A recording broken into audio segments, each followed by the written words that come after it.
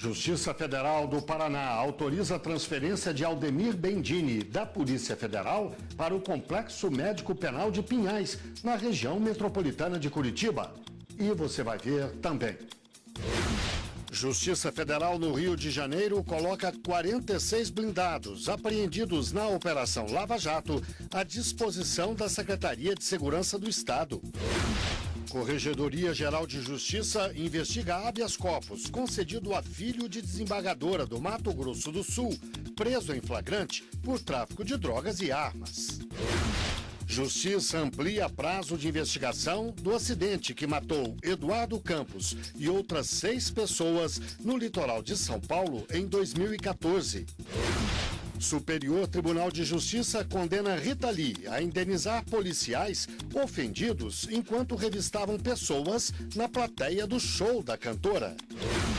Eleitores do Amazonas voltam às urnas neste domingo para escolher o governador do estado. Essas e outras notícias agora no Jornal da Justiça.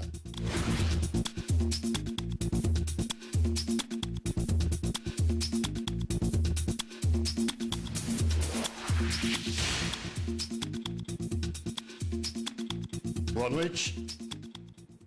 O Corregedor Nacional de Justiça, ministro João Otávio de Noronha, determinou a instauração de reclamação disciplinar contra 3 desembargadores do Tribunal de Justiça do Mato Grosso do Sul. São eles Tânia Garcia Freitas Borges, José Ali Armad Neto e Rui Celso Barbosa Florenci. O procedimento vai apurar possíveis violações à Lei Orgânica da Magistratura Nacional em razão da concessão de 2 habeas corpus ao filho da desembargadora Tânia Garcia, preso em flagrante por tráfico de drogas, armas e munições. Os outros 2 desembargadores são os responsáveis pela soltura do filho de Tânia. O procedimento corre no CNJ em sigilo. Após serem notificados, os magistrados terão 5 dias para apresentar as defesas. Com as alegações dos desembargadores em mãos, o ministro João Otávio de Noronha decidirá se propõe ao plenário do Conselho a abertura de um procedimento administrativo disciplinar. O juiz Sérgio Moro autoriza a transferência de Aldemir Bendini, da Polícia Federal, para o Complexo Médico Penal de Pinhais, na região metropolitana de Curitiba. A repórter Viviane Novaes tem os detalhes. Boa noite, Viviane. Boa noite, Guilherme. O pedido de transferência do ex-diretor do Banco do Brasil e da Petrobras foi feito pelo delegado Igor de Paula. Ele alegou questões de segurança e que vários presos da Operação Lava Jato, que são réus colaboradores, estão na mesma estrutura da carceragem da Polícia Federal em Curitiba. Segundo o juiz Sérgio Moro, as instalações do Complexo Médico Penal em Pinhais, para onde o Bendini será transferido, são bastante adequadas. Também nesta sexta-feira, a defesa de Bendini pediu a revogação da prisão temporária dele ao Tribunal Regional Federal da 4ª Região em Curitiba. Bendini é suspeito de receber 3 milhões de reais de propina da Odebrecht. Guilherme. E o juiz Marcelo Bretas, responsável pelos processos da Lava Jato na Justiça Federal do Rio de Janeiro, colocou à disposição da Secretaria de Segurança do Estado 46 blindados da transportadora Transexpert, que estão apreendidos e se deteriorando em um galpão da empresa. A transportadora é acusada pelo Ministério Público de fazer a movimentação de dinheiro em espécie para o esquema criminoso comandado pelo ex-governador Sérgio Cabral. A Justiça Federal de Santos interrompeu o prazo de prescrição para ações judiciais sobre o acidente aéreo que matou o então candidato à presidência da República, Eduardo Campos, em 2014. A decisão foi tomada após a mãe e o irmão de Eduardo Campos não concordarem com os laudos do CENIPA. A perícia apontou 4 motivos para o acidente: indisciplina de voo, atitude dos pilotos, condições meteorológicas adversas e desorientação. Com a decisão, a juíza amplia o prazo para que as ações contra a União e a empresa que fabricou o avião sejam julgadas. A juíza também determinou que o Ministério Público Federal avalie a produção de provas antecipadas sobre o acidente que matou 7 pessoas em agosto de 2014. Eduardo Campos ia fazer campanha no litoral de São Paulo quando o avião em que viajava caiu em uma área urbana de Santos. O Superior Tribunal de Justiça rejeitou denúncia do Ministério Público Federal contra o conselheiro do Tribunal de Contas do Distrito Federal, Márcio Michel Alves de Oliveira. O conselheiro foi acusado de constranger 2 homens presos em flagrante quando ainda era delegado da Polícia Civil. Ele teria agredido os suspeitos com socos e chutes para que informassem o destino dado a um revólver supostamente usado por eles em um assalto. No STJ, o relator ministro Herman Benjamin considerou que a denúncia não tem os indícios mínimos de materialidade e de autoria, que são indispensáveis para a ação penal. O ministro afirmou que nenhuma das testemunhas ouvidas durante o inquérito confirmou qualquer agressão às vítimas. Além disso, outro delegado da Polícia Civil relatou ter conduzido os interrogatórios dos presos, e não Márcio Michel de Oliveira. O ministro Edson Fachin, do Supremo Tribunal Federal, rejeitou a queixa-crime apresentada pelo deputado federal Onyx Lorenzoni contra o senador Renan Calheiros em dezembro do ano passado, durante uma sessão na qual era discutido o projeto sobre abuso de autoridade. Renan, então presidente do Congresso Nacional, chamou Lorenzoni de Lorenzetti, em referência a uma marca de chuveiros, e disse que Onyx recebeu caixa 2 da indústria de armas. Onyx, então, apresentou a queixa-crime contra Renan no Supremo pelos crimes de calúnia, difamação e injúria.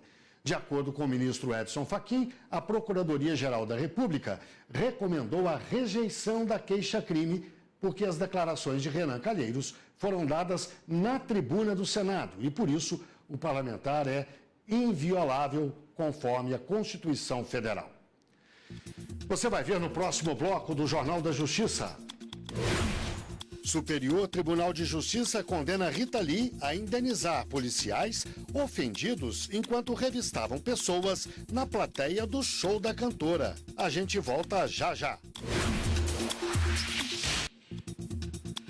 O Hospital Municipal em Candeias, na região metropolitana de Salvador, vai continuar sob intervenção da Justiça.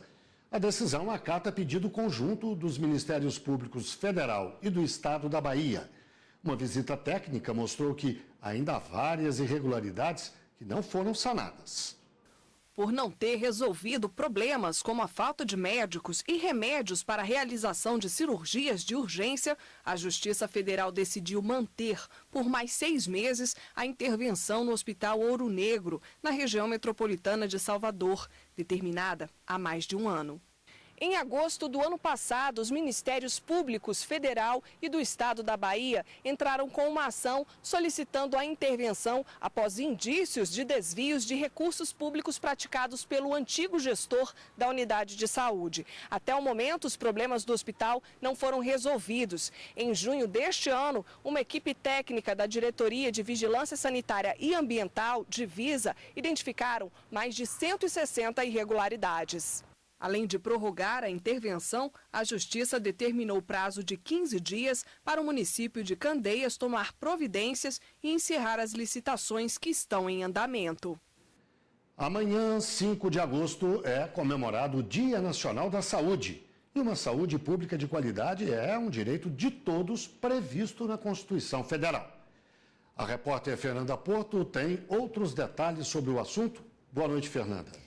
Boa noite, Guilherme. Boa noite a todos. Como você já disse, é um direito constitucional e considerado um direito fundamental de todos os cidadãos. Para explicar um pouco mais sobre esse assunto, eu converso agora com o advogado Samuel Marçal. Boa noite. Para começar explicando, é um direito garantido pela Constituição, deve ser respeitado, todo cidadão tem direito e é dever do Estado oferecer uma saúde de qualidade, não é isso? Isso mesmo. Curiosamente, a partir da Constituição de 88 é que isso foi reconhecido e faz parte do conjunto de direitos chamados de direitos sociais. O Estado é obrigado a sempre oferecer uma base de saúde pública. Quando isso não acontece, como que o cidadão deve se comportar diante dessa situação? Muito bem, quando o Estado não cumpre o seu dever, ou por qualquer motivo que seja, é recomendável que o cidadão procure a justiça, porque a partir da justiça ele vai fazer valer os seus direitos. Então ele vai provocar a justiça para que ela caminhe na direção de defender um direito que é garantido, inclusive constitucionalmente. E como mensurar até onde é essa obrigação do direito à saúde? Porque hoje a gente vê muitos hospitais que não oferecem algumas especialidades ou não atendem determinada demanda, não são capacitados ou não têm profissionais para atender determinadas emergências ou problemas de saúde mesmo, algumas doenças. Como proceder nesse caso? Muito bem, a obrigação do Estado é de promoção, proteção e manutenção da saúde. Então, se o direito do cidadão está sendo ofendido em qualquer um desses 3 itens, ele tem a garantia de que pode procurar fazer valer os seus direitos judicialmente. E como procurar a justiça? O que precisa fazer? Tem que ter alguma prova que não foi atendido? A partir do momento em que ele teve não atendido uma demanda, qualquer que seja, é recomendável que reúna documentos o máximo possível, informações e depoimentos e testemunhas, procure um advogado, que é o representante da justiça, essencial para a administração da justiça, e ele vai dar a melhor recomendação para que ele caminhe na direção de garantir o seu direito. É válido ressaltar que a população carente, que às vezes não tem acesso a um advogado, tem a Defensoria Pública. Tem a Defensoria Pública e não necessariamente quando ele procura o advogado, ele será obrigado a pagar. Os advogados podem oferecer um atendimento social, por exemplo, e muitos advogados fazem isso. Ok, obrigada por sua participação aqui no Jornal da Justiça. E eu volto aí para o estúdio com você, Guilherme. Obrigado, Fernanda. O Tribunal Superior do Trabalho validou cláusula de acordo coletivo que ampliou o direito à estabilidade a somente parte das trabalhadoras gestantes da empresa Souza Cruz. A extensão do benefício contemplou apenas as empregadas contratadas por prazo indeterminado. O Ministério Público do Trabalho contestou o acordo coletivo firmado entre a indústria de cigarros e o Sindicato dos Empregados Vendedores e Viajantes do Comércio no estado do Pará. Segundo o MPT, o ajuste restringia direito fundamental das trabalhadoras da Souza Cruz, uma vez que ampliou o prazo de estabilidade para 210 dias, somente para trabalhadoras contratadas por prazo indeterminado. O pedido para que a regra fosse anulada foi aceito parcialmente pelo Tribunal Regional do Trabalho da 8ª Região. A decisão regional declarou a nulidade parcial da norma com base no fundamento de que a regra não poderia ampliar um direito previsto constitucionalmente a todas as empregadas, apenas a um grupo específico. O TRT concluiu que isso caracterizaria tratamento discriminatório e determinou que a estabilidade ampliada fosse concedida também às contratadas por prazo determinado. A Souza Cruz recorreu ao Tribunal Superior do Trabalho. Durante julgamento na sessão de dissídios coletivos, a relatora do recurso, ministra Maria de Assis Calcin, reconheceu a legitimidade da norma coletiva. Nós não estamos partindo da mesma situação jurídica. Então, como é que eu vou discriminar? Eu não estou discriminando porque um contrato é por prazo indeterminado e o outro é um contrato por prazo a termo, com direitos e obrigações diferentes. A estabilidade provisória afeta substancialmente o aspecto temporal, que é o elemento caracterizador dessa distinção. Daí porque se afigura razoável observar a essência desse tipo de contrato quando os atores sociais têm liberdade para negociar além do direito positivado. A relatora ressaltou ainda que a cláusula teve a aprovação da categoria profissional e que, por isso, a autonomia privada do sindicato e da empresa deveria ser preservada. Após pedido de vista, o ministro Maurício Godinho Delgado divergiu desse entendimento. Para ele, embora não tenha sido a intenção, a norma teve sim cunho discriminatório. Hoje, pelo menos pela nossa jurisprudência, a matéria não é mais controvertida. A mulher grávida tem direito a todas as proteções idênticas, seja o seu contrato por tempo indeterminado, seja o seu contrato a prazo. Mas a maioria dos ministros acompanhou o voto da relatora no sentido de julgar improcedente o pedido de nulidade da cláusula por entender que não houve ofensa ao princípio da isonomia. Assim, a SDC validou a cláusula do acordo coletivo que ampliou o direito à estabilidade a trabalhadoras gestantes da Souza Cruz contratadas por prazo indeterminado. Agosto é um mês especial para os jovens por pelo menos 2 motivos. No dia 12 é celebrado o Dia Internacional da Juventude e amanhã, 5 de agosto, o Estatuto da Juventude completa 4 anos. Essa é uma legislação que ampliou as garantias oferecidas a esta parte da população. Alimentação, saúde, educação, segurança e lazer são direitos fundamentais garantidos pela Constituição Federal a todos os cidadãos brasileiros. Mas quando se trata de jovens, a Constituição reforça que é dever da família, sociedade e Estado darem absoluta prioridade a todos esses direitos, além da profissionalização, cultura, dignidade, respeito, liberdade e convivência familiar e comunitária. Garantias também previstas nos estatutos da criança e adolescente e no da juventude. Dos 11 direitos que vem no Estatuto da Juventude, a maioria deles nós temos no ECA. E vem 2 benefícios no Estatuto da Juventude, que é o desconto ou a gratuidade em transportes interestadual, observando se o jovem vem de família de baixa renda, bem como é assegurado o desconto em eventos culturais, 50%, ou eventos esportivos. O Estatuto da Juventude ainda define que a União, estados e municípios devem promover e gerir ações sociais para essa parte da população. Um dos projetos desenvolvidos aqui no Distrito Federal é o Centro de Juventude. Ao todo, quase 1.000 jovens participam de várias atividades de educação, cultura, esporte e lazer. E os resultados são bem positivos, em apenas 6 meses de trabalho em regiões carentes da Estrutural e Ceilândia. Jovens, na verdade, que já conseguem ter uma renda extra, né, com tudo que conseguiu aprender aqui dentro do centro e consegue ajudar em casa. Quem participa do projeto tem acesso a palestras de temas variados, de sexualidade a noções de saneamento básico. Cursos profissionalizantes, informática e música também estão na grade. As aulas de gastronomia são concorridas. Os alunos aprendem desde receitas novas até como aproveitar melhor os alimentos. Eles são bastante interessados, né? A gente não tem aquele grau de desistência, né? E eles são muito participativos. Infelizmente, o nosso espaço não é muito grande, então assim, a gente põe de 3 em 3, de 2 em 2, todos vão participando. E assim, quando não participem na briga, poxa, professor, não participei hoje, queria participar mais. Além dos jovens de 15 a 29 anos, os pais também podem participar das atividades. A Aline veio acompanhar a filha, Amanda, de 16 anos, e acabou aprimorando as receitas de bolo que vendia. E assim, aumentou a renda da família. Eu achava que sabia fazer tudo assim, mas aprendi, já estou aprendendo muita coisa com o professor. E ainda estou tendo uma renda extra, né? Eu estava desempregada. Já a Amanda aproveita a chance para fazer cursos profissionalizantes. Estou fazendo assim, muitos cursos. Aí agora abriu uma oportunidade para mim fazer empregabilidade também, estou fazendo. Sim, oportunidades que vai abrindo para a gente, que a gente tem que agarrar. E por aqui, o que não falta é sonho para o futuro. Já gostava desse meio assim de gastronomia, só que não tinha nenhuma oportunidade. E aí surgiu, eu me inscrevi, né? Aí participando agora dessa turma aí, tudo, e meus planos é que talvez, né, quem sabe, abrir alguma coisa, na área de empreendedorismo, alguma lanchonete, alguma coisa do tipo assim. Boa sorte a ele.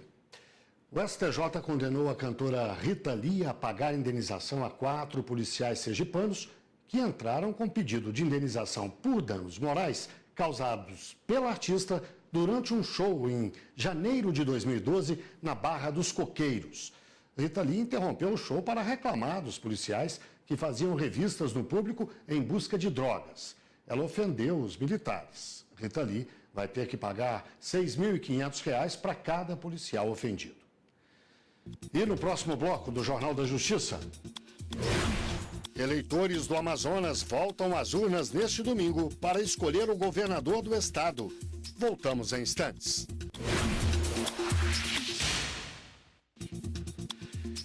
Os eleitores do estado do Amazonas voltam às urnas no domingo para escolher um novo governador, já que José Melo, eleito em 2014, foi cassado por compra de votos. José Melo, candidato mais votado para o governo do Amazonas em 2014, foi cassado pelo Tribunal Superior Eleitoral em maio deste ano por compra de votos. Os ministros consideraram que aliados ofereceram dinheiro em troca de votos para José Melo em 2 eventos promocionais da chapa dele. Agora, os mais de 2.300.000 eleitores do estado voltam às urnas para escolher os novos governador e vice. Desses eleitores, mais de 1,5 milhão devem ser identificados pela biometria.